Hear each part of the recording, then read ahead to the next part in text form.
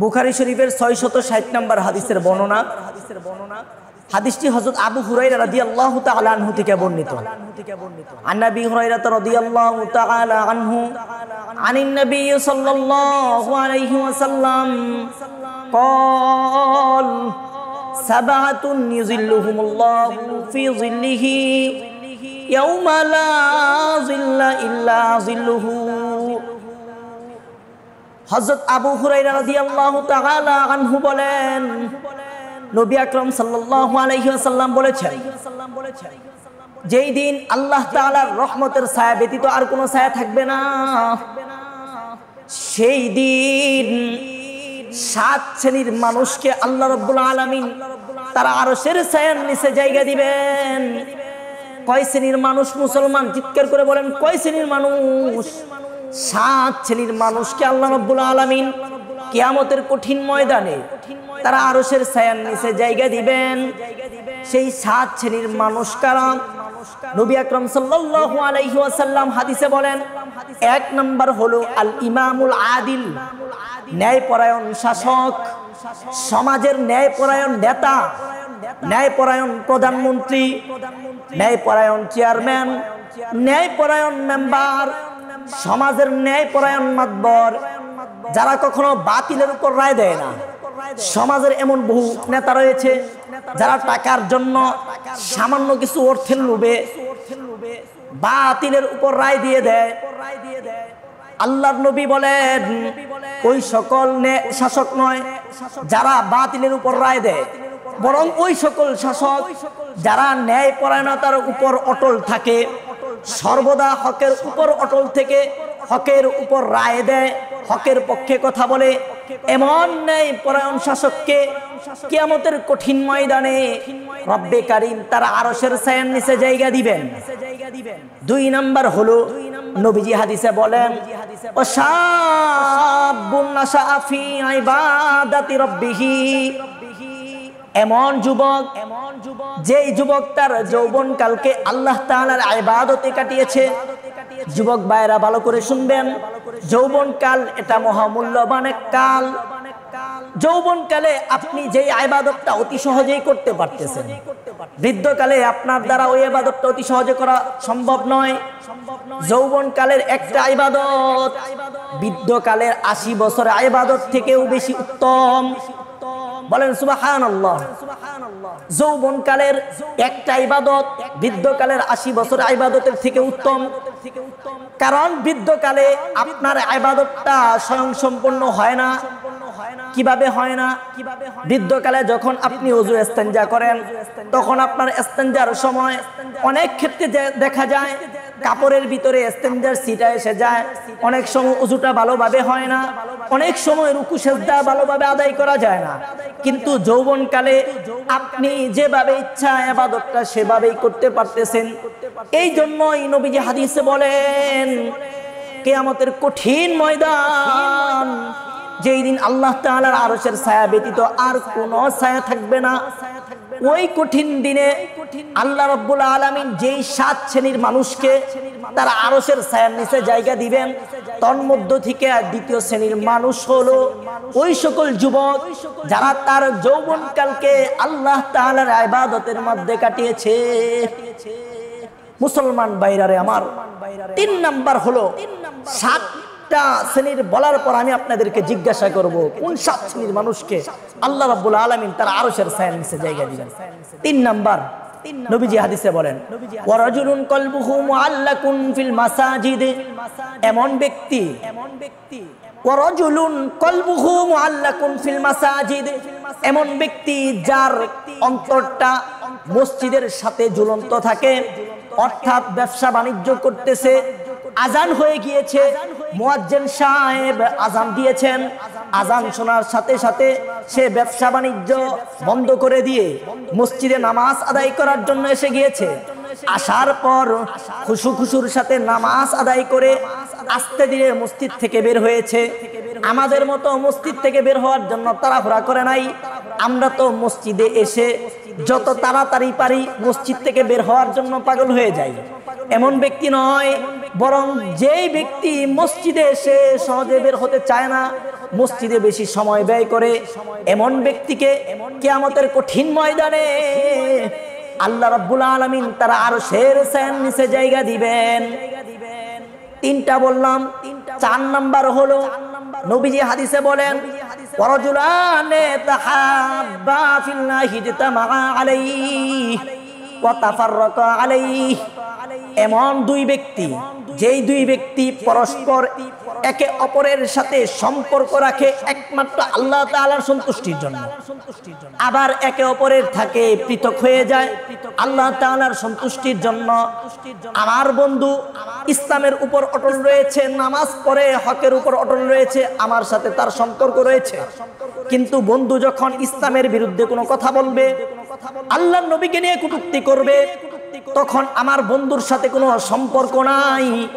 এই যে সম্পর্ক বিচ্ছেদ, এটা কার জন্য? আল্লাহ তাআলার সন্তুষ্টির জন্য। বন্ধু যদি ঈমানের উপর অটল থাকে, সৎ পথে থাকে, তাহলে আমি বন্ধুর সাথে আছি। বন্ধু যখন খারাপ পথে চলে যাবে, তখন বন্ধু থেকে বিচ্ছেদ হয়ে যাব। এটাই হলো আমার আল্লাহ তাআলার রাসূলের দেওয়া শিক্ষা। আল্লাহ তাআলার পক্ষ থেকেও এই আদেশ এসেছে, সৎ মানুষের সাথে পদাচরণ করা, অসৎ থেকে দূরে থাকা। নবীজি হাদিসে বলেন ওয়ারাজুলানে তাহাব্বা ফিল্লাহি ইজতামা আলাইহি ওয়া তাফাররাকা আলাইহি। এমন দুই ব্যক্তি, যেই দুই ব্যক্তি আল্লাহ তাআলার সন্তুষ্টির জন্য একে অপরকে মহব্বত করে, আবার আল্লাহ তাআলার সন্তুষ্টির জন্যই একে অপরের সাথে পৃথক হয়ে যায়। 4 শ্রেণীর বললাম।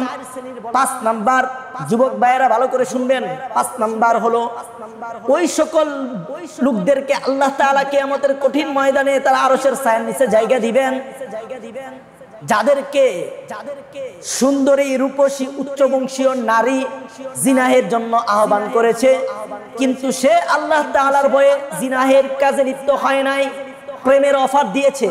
সে আল্লাহ তাআলার সন্তুষ্টির জন্য প্রেমের অফার গ্রহণ করে নাই। নবীজি হাদিসে বলেন ওয়ারাজুলুন তালাবাতহু ইমরাআতুন যাতু মানসিবিন ওয়া জামালিন ফাকালা ইন্নী আখাফুল্লাহ।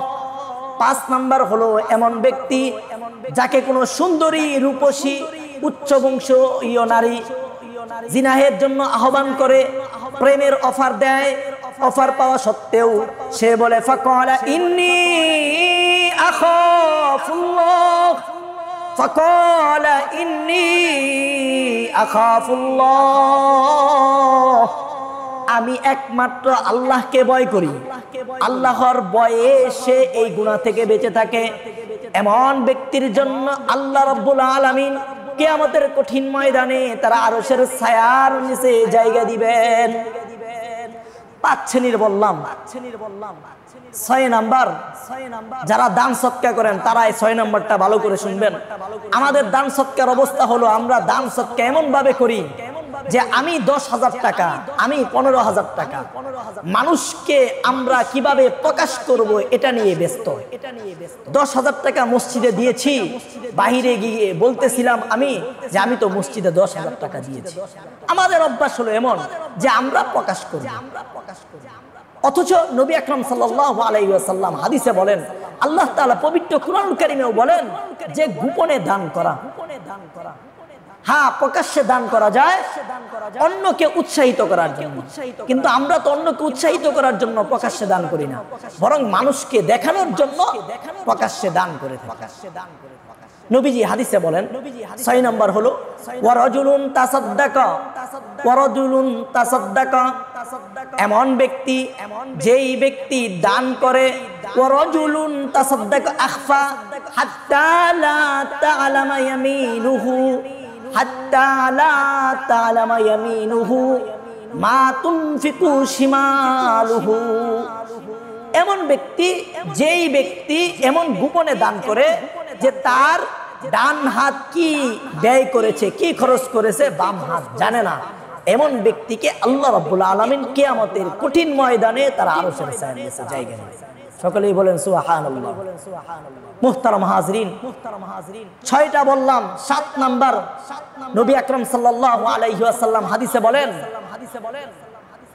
ওয়ারাজুলুন যাকারাল্লাহা খালিয়ান ফাফাদাত আইনাহু, এমন ব্যক্তি যেই ব্যক্তি আল্লাহ তাআলাকে নির্জনে ডাকে, আল্লাহকে নির্জনে স্মরণ করে, নির্জনে একা একা বসে আল্লাহ তাআলার দরবারে দুইটা হাত উত্তোলন করে, উত্তোলন করার পর ফাফাদাত আইনাহু, তার দুই চোখ দিয়ে অশ্রুসিক্ত হয়, ক্রন্দন আসে, আল্লাহ তাআলার কথা স্মরণ করে, নিজের গুনাহের উপর অনুশোচনা করে চোখ দিয়ে পানি আসে, এমন ব্যক্তিকে কিয়ামতের কঠিন ময়দানে আল্লাহ রাব্বুল আলামিন তার আরশের ছায়ার নিচে জায়গা দিবেন। মুসলমান ভাইরারে আমার, চোখের দুই ফোঁটা পানির অনেক দাম। যেই চোখ আল্লাহ তাআলার ভয়ে কাঁদে, ওই চোখ কখনো জাহান্নামে যাবে না, কখনো জাহান্নামে যাবে না, জাহান্নামে যাবে না। কাজেই বেশি বেশি কাদা। আল্লাহ রাব্বুল আলামিন পবিত্র কুরআনুল কারীমে ইরশাদ করেন, ফালইয়াদহাকু কলিলান ওয়ালইয়াবকু কাসীরা, তারা যেন বেশি বেশি কাঁদে, কম হাসে, বেশি বেশি কাঁদে। আল্লাহ বলেছেন তাই বেশি বেশি কাঁদবো। আল্লাহ রাব্বুল আলামিন আমাদের সকলকে বেশি বেশি কাঁদার তৌফিক দান করুন।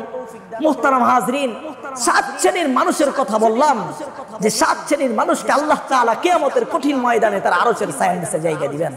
সংক্ষিপ্ত আকারে আবারও বলতেছি, 1 নাম্বার হলো ন্যায়পরায়ণ শাসক, 2 নাম্বার হলো ওই যুবক যেই যুবক তার যৌবনকালকে আল্লাহ তাআলার ইবাদতে কাটিয়েছে, 3 নাম্বার হলো এমন ব্যক্তি যেই ব্যক্তির অন্তরটা মসজিদে ঝুলন্ত থাকে, 4 নাম্বার হলো এমন 2 ব্যক্তি যেই ব্যক্তি একে অপরকে মহব্বত করে আল্লাহ তাআলার সন্তুষ্টির জন্য, আবার একে অপরের সাথে শত্রুতা পোষণ করে আল্লাহ তাআলার সন্তুষ্টির জন্য।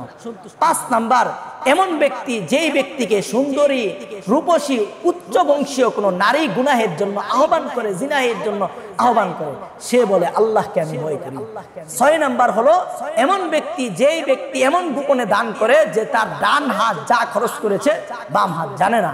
7 নাম্বার হলো এমন ব্যক্তি যেই ব্যক্তি আল্লাহ তাআলার ভয়ে ক্রন্দন করে, আল্লাহ তাআলার জিকির করে, স্মরণ করে, আল্লাহ তাআলার ভয়ে অশ্রু দিয়ে পানি বের হয়, এমন ব্যক্তিকে আল্লাহ তাআলা তার আরশের ছায়ার নিচে জায়গা দিবেন। এই সর্বমোট 7 শ্রেণীর মানুষকে আল্লাহ তাআলা কিয়ামতের ময়দানে তার আরশের ছায়ার নিচে জায়গা দিবেন। আল্লাহ তাআলা আমাদের সকলকে এই 7 শ্রেণীর মানুষ হওয়ার, যে কোনো এক শ্রেণীর, 7 শ্রেণীর মধ্য থেকে যে কোনো এক শ্রেণীর মানুষ হওয়ার তৌফিক দান করুন। সকলে বলেন আমিন।